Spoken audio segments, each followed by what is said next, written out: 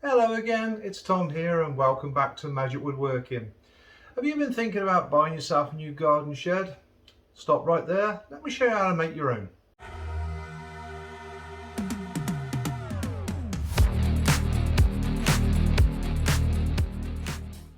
So, you're going to make yourself a new shed or summer house. The first thing you need to do is figure out what size you're going to make it, obviously. Then do yourself a rough drawing, so at any point in the project you can go back to the drawing and figure out what sizes you decided on. This is my drawing, brilliant. Anyway, so for this particular project I'm making mine 8 foot by 6 foot, and I'll be using 2-inch framing timber by 5/8 tongue and groove boarding, or in new money that's 15mm boarding by 45 by 45 framing. So the next thing we need to do is get cutting.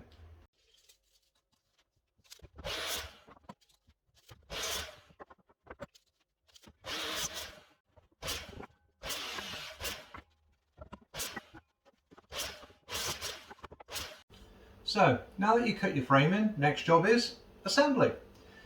Now, the reason all my sections look relatively narrow is I'm making every section in 2 pieces. And when I do this, I can transport it all in the back of my van. You might be making your shed or summer house on site, in which case you can make full-size panels. But in this particular case, it just makes my life a lot easier so I can transport it. Now, my sections, currently these are 2 meters high, and they will be 1/4 inch wider than the base. Now the reason for this is when you come to fit it, everything slips over the base nice and easy. It will make your life a lot easier. Right, stick with me and I will screw this puppy together.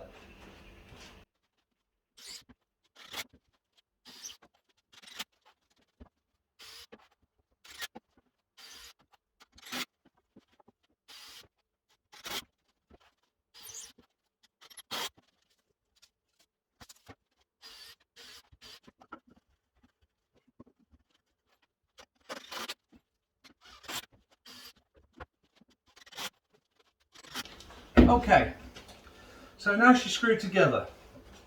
Just to note, I've used 4-inch screws to screw the framing together. Once you've done it, make sure you check across corners, because if these frames are out of square, it's going to cause you nothing but grief in the long run. And this one is just a fraction out. So what I will do is I'll press a clamp across the corners just to squeeze it in, just get it back into square. Right, now I'm going to go on and make all the other frames.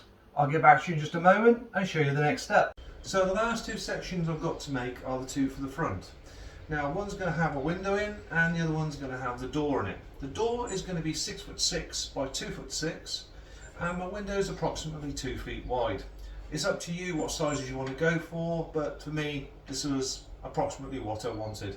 So I'll put these frames together and then we'll get on with cladding it.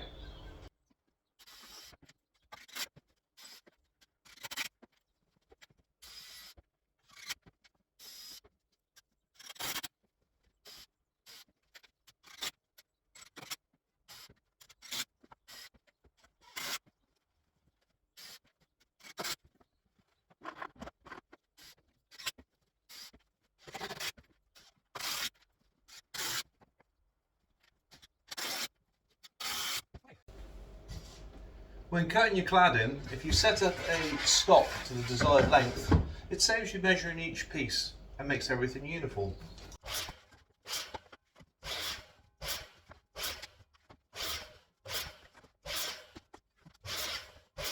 Now I'm going to ask you for a favour. If you're enjoying this video, please smash that like button, or better yet, subscribe. And if you want to ask me any questions, I'll get back to as many of you as I can. Right, back with the video.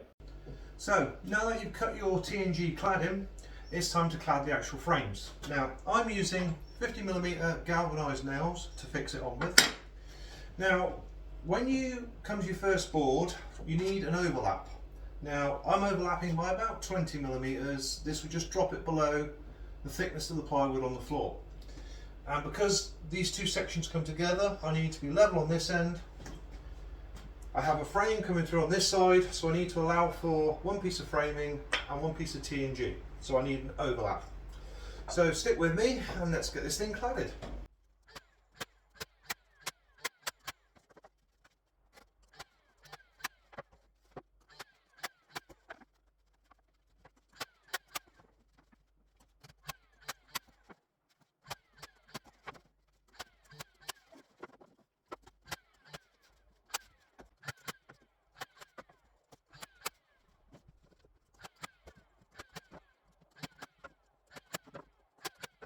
Okay, so as you can see, now I have clad the frame with tongue groove boarding. And you may have noticed I've actually overlapped the frame there and at the top here. And the reason for this is it's a lot easier to just nail the boards down, mark out where the window is and cut it off afterwards with a jigsaw. So let's do that now.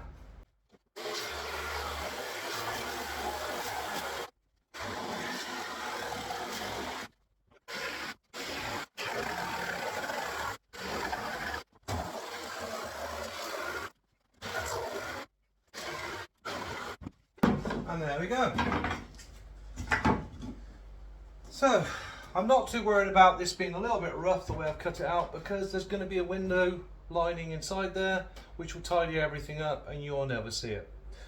Next stage.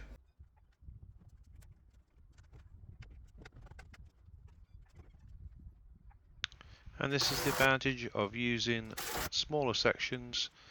They're a lot easier to move around on your own and easier to fix together.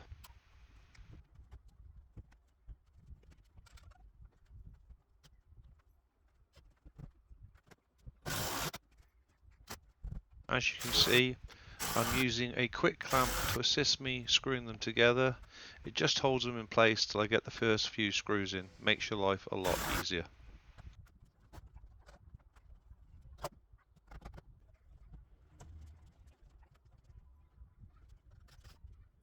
And finally, when the roof sections go on and you screw into them, it ties the whole building together, making it structurally sound.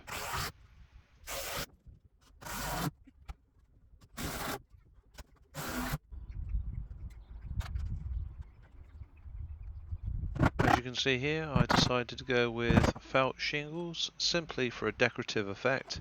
It looks a lot better than rolls of felt.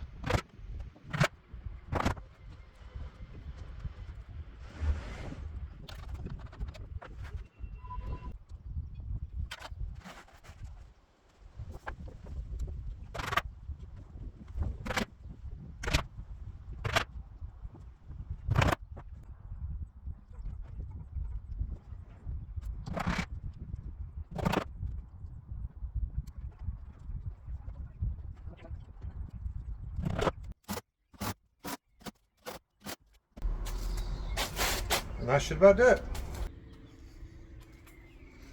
So here we are then. This is the finished article after having 3 coats of a Ronseal stain and a double glazed unit. Fixed the door, and I think you'd agree it looks pretty good.